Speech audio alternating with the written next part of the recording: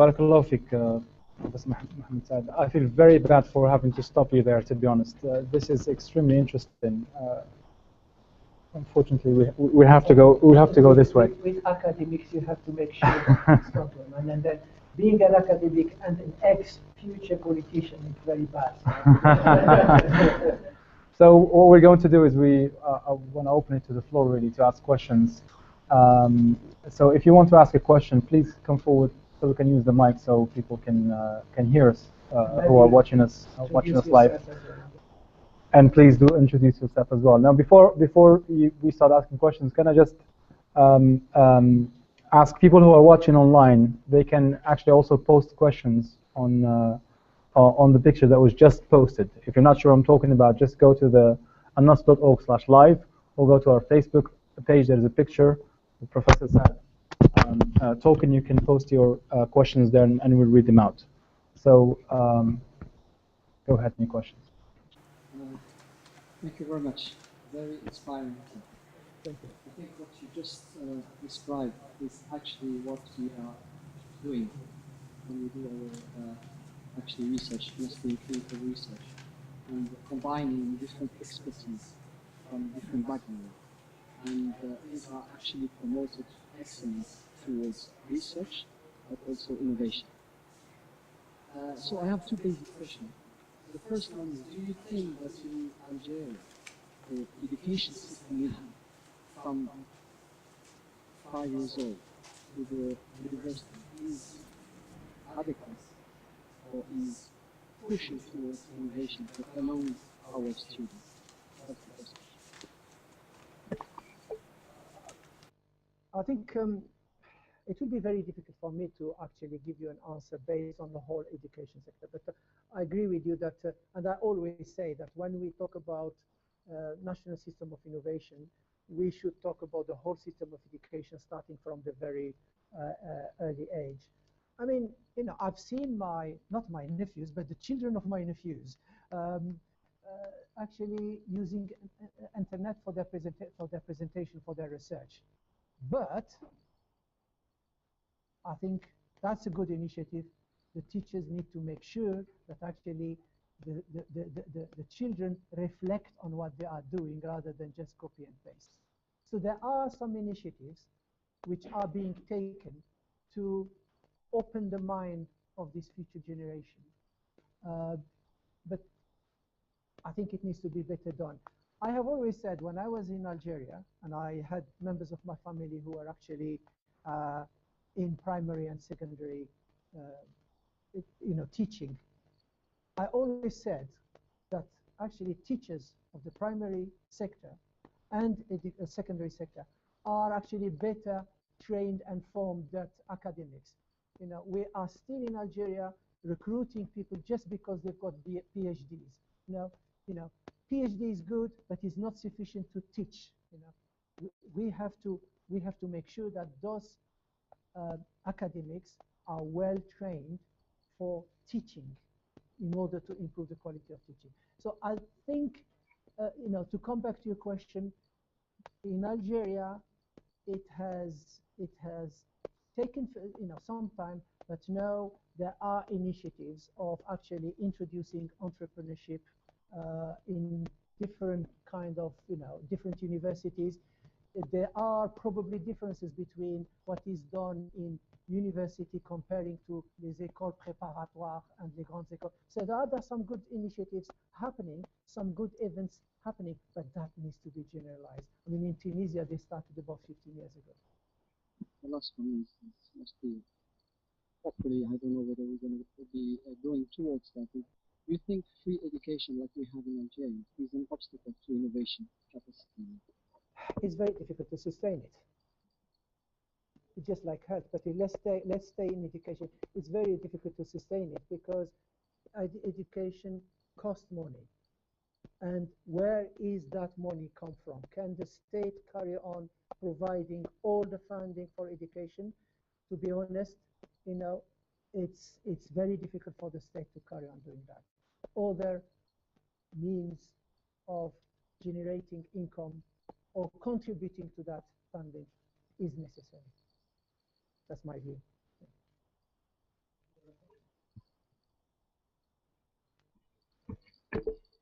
I have a question maybe on the last point. But it's actually leading to an answer on the question itself. But I'm glad. You focus more on actually analyzing the current system itself, its failings, its beginnings, where it's going, and where it's not. Failing out probably the challenges. I mean, we are not to judge, etc. I think they know that. And as you noticed, you're all, I mean, youngish people, old now, I guess. But I'm more interested, I've been interested in this mainly with the guys and since before, how actually to shock the system from without, from outside. I want to shock the system, to show them mainly how should things be done in our view. Do you think there is a way to do that from here? I don't know. I think yes, it is possible, but I think we're talking about teaching. I think we need to make sure. Teaching, innovation, research. Yeah, I think we need to make sure things are properly done in order to send the message. I think it's important. I think to make sure we are not here to teach, other people or to show them how to do. I think we are here to share with them what we think, can be done, because we don't know about the context. One of the reasons why technology transfer failed is because actually Algeria was buying solutions developed for Americans, France, etc., and then trying to use them in a context where illiteracy was actually very high. People who were working in factories didn't know how to read or how to write. So I think, this is why in this country we're talking about knowledge exchange. We are not any longer talking about knowledge transfer. So it's a kind of a mutually adapting the two things. You have your ideas, but they have to be contextualized there. And that's why we need the colleagues from there. Things need to be done professionally in order to be better accepted. شكرا على المحاضرة المهمة جدا في موضوع الاختراع والابتكار. هناك مثل في العربية يقول الحاجة أم الاختراع.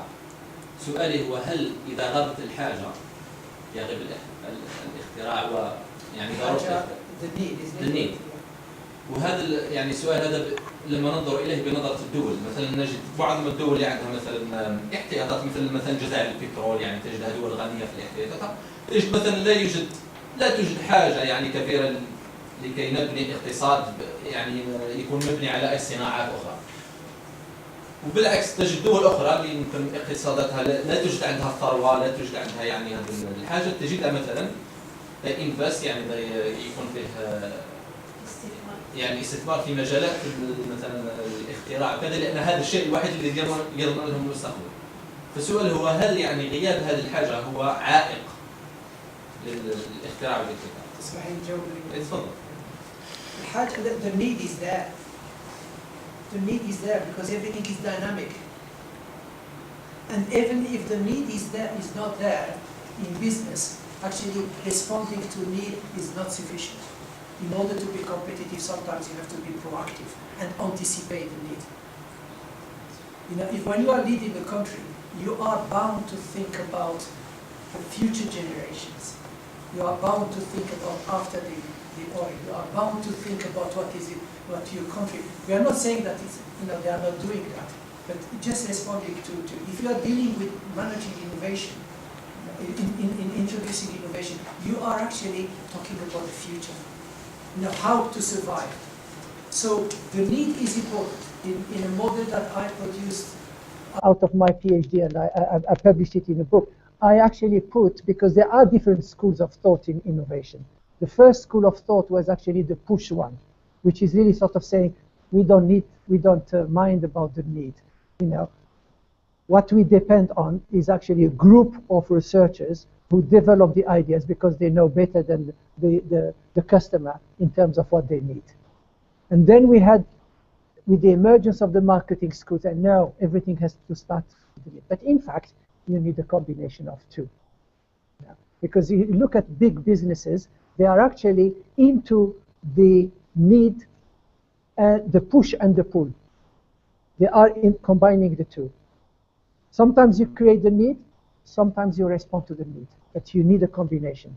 And at a national level, so as I was saying at the beginning, the needs are changing. You know, the needs are changing. I mean, you know, our needs in the 1960s were not as you know, the needs that we are now seeing happening. And when you are leading at a big organizational level or national level, I'm afraid you have to think about in terms of, you know, 20, 50 years time scale. And therefore, you have to think about what can happen, anticipate, rather than just respond to it.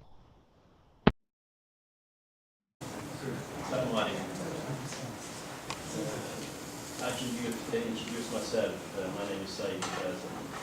I'm a project manager for more than 28 years, working around the world on medium and large projects. I'm currently working for Ericsson. My question to you, Professor Saad, do you think, you know, the failure of education in Algeria? Sorry, do you think? The failure of education in Algeria is related to a political crisis? My second question, Algeria has got good individuals scattered all around the world, capable of producing good work, outstanding work, in fact, from my own experience I'm talking about. Why those individuals, they're not capable of giving some kind of productivity to their own country within time, and obviously within budget? Thank you.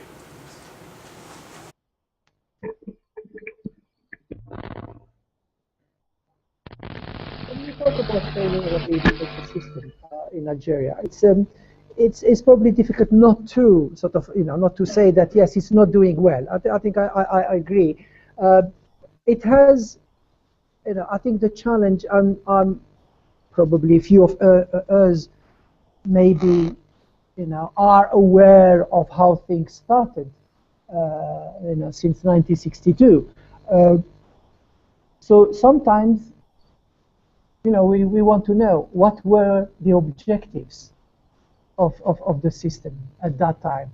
I think at that time the system was actually to push to have in school as many children and as many people as possible. You know, even adults were being taught in order to fight against you know, the fact that there were 80%. You know, when Algeria got its independence, 80% of the population have never been to school, and up to 1962 there were still families not sending children to school. Maybe when you went to school, especially primary, you went through what we called at that time la double vacation. So schools were used twice. So if we think about volume, if we think about quantity, maybe Algeria has achieved its objective. But you know, we had to evolve as well. At one stage, okay, we need to produce the quantity, but you come to a point where actually that quantity is not, you know, we need to revise our performance indicator. We need to think about quality, and I think for a very long time the system was driven by the need to address that quantity. And I suppose that quantity has led to, you know, and I'm sure you probably, I didn't go through that because I was lucky I was in secondary school when we had our independence. So in my area, I am from Mohammedia or Wilad Maskara, there was no lycée, you know, no secondary school. I had to go to Sidi Bel Abbas so, you know, we were still few, but by the 70s, things have completely changed. And I think the system was actually, there were a lot of motivated people in education. There were a few Algerians in education. They were motivated. They were doing their best. But I think we didn't recognize, and we were not good at actually looking behind us and say, you know, whether it's in agriculture, industry, and say what has not working, what is not working, and let's try to change it. So, you know, if we want to be as neutral as possible, you know, and scientific in our judgment, I would say we have developed a mindset, a way of doing things, which is really aimed at, producing high volumes of students, of pupils, of whatever, without thinking about the quality. And that maybe is a failure, and the failure is due to probably a lack of anticipating things, a lack of management, a lack of vision. I don't know if I satisfied here, but Can I reiterate Professor Saad? What happened is, if you look at the facts since 1962 up to now, or shall we divide it in two steps? Because the 1962 until 1978, when nationalization of education by President Mohamed, if I'm not mistaken, 77 or 78. Yeah. I myself attended a private school, Algerian Paper, and also a lycée. But from 1978 to more or less the degradation of the education system in Algeria, from basically primary to university, it became visible. That's one thing. The other thing as well is the reflect of the cohesion between education and industry or economy in Algeria. We can still rely 95.3% on our petrol and gas, although Algeria has got a good potential, and all now throughout the world is one of the richest countries in diverse, obviously, resources. This is basically what I try to point to you. Those heads, they actually been, I'm proud to follow that I've had my education in Algeria, but having said that, I met my colleagues, they stayed in there, and that ideology of thinking has completely changed the process. So that's what I'm trying to do. Yeah, I think, I mean, we address that issue of kind of, diversity in terms of system of education. It's true. I think, the system on its own, centrally managed, dealing with high volume, has got limitations. And even if the country is rich, they have not enough resources. I mean, if you look at universities, for instance, look at how many, very impressive. Each wilaya has got now at least 2 universities. But what about the quality which is coming out of that? So surely, if we try to balance and say, less investment on the infrastructure and more investment on actually quality would be extremely helpful. I think we'll take one more question. I think we will. My question is about the second point, which is the quality of teaching. Would you please give us a contextualized solution which fits the cultural and social-cultural environments in Algeria?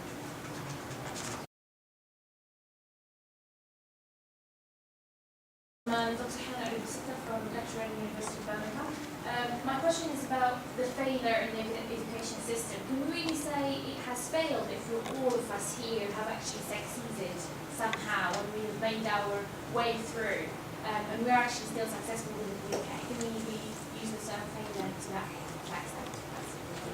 Thank you.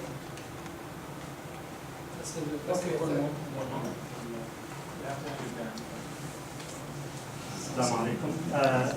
First, I've got 2 questions, but I try to keep on the only one. Combine them. The first question, very short, is really, I think we need to look for the new method of teaching, virtual learning and teaching. That's the way to, we can't just stay teaching them the traditional way, that is over now.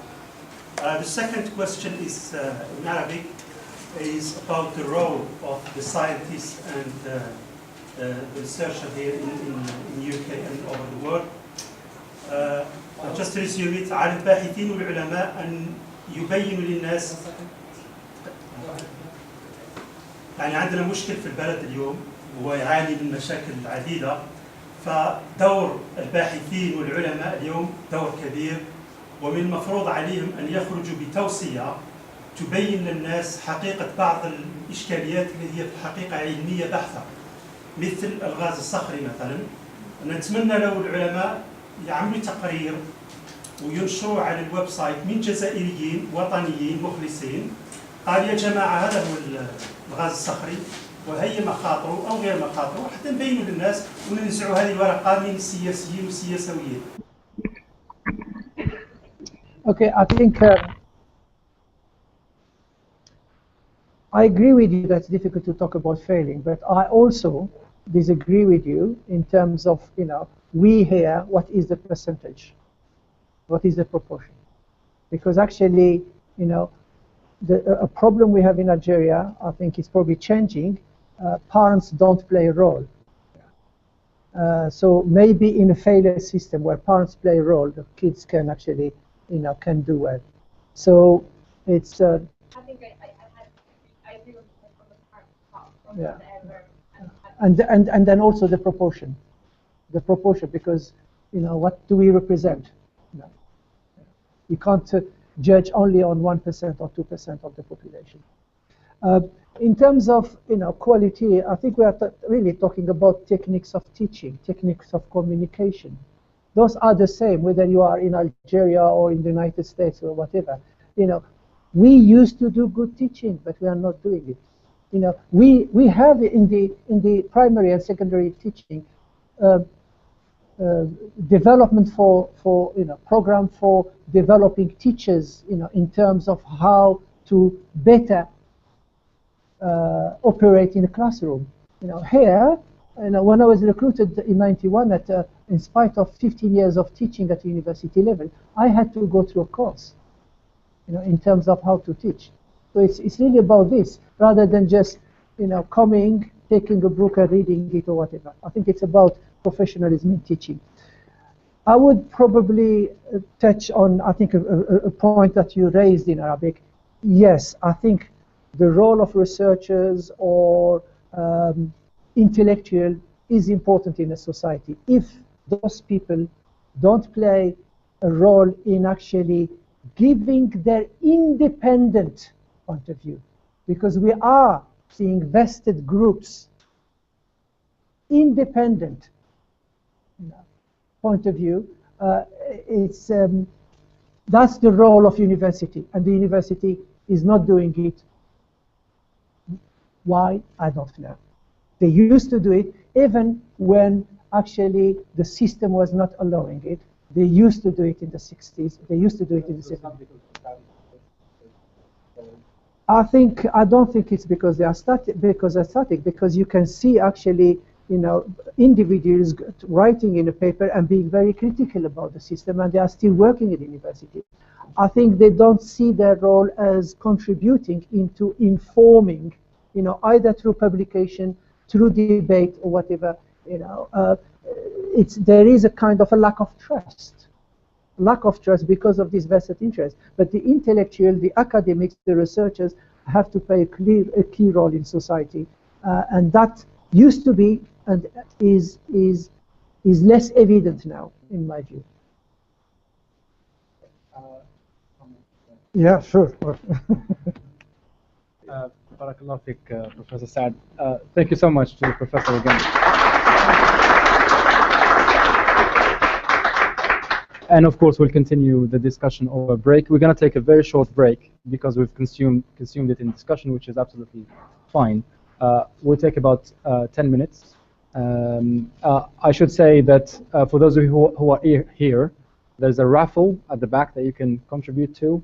You can win one of 4 books that we have on display.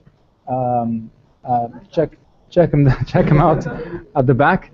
When we come back, inshallah, in 10 minutes, we're going to start again at 3:30. So see you soon.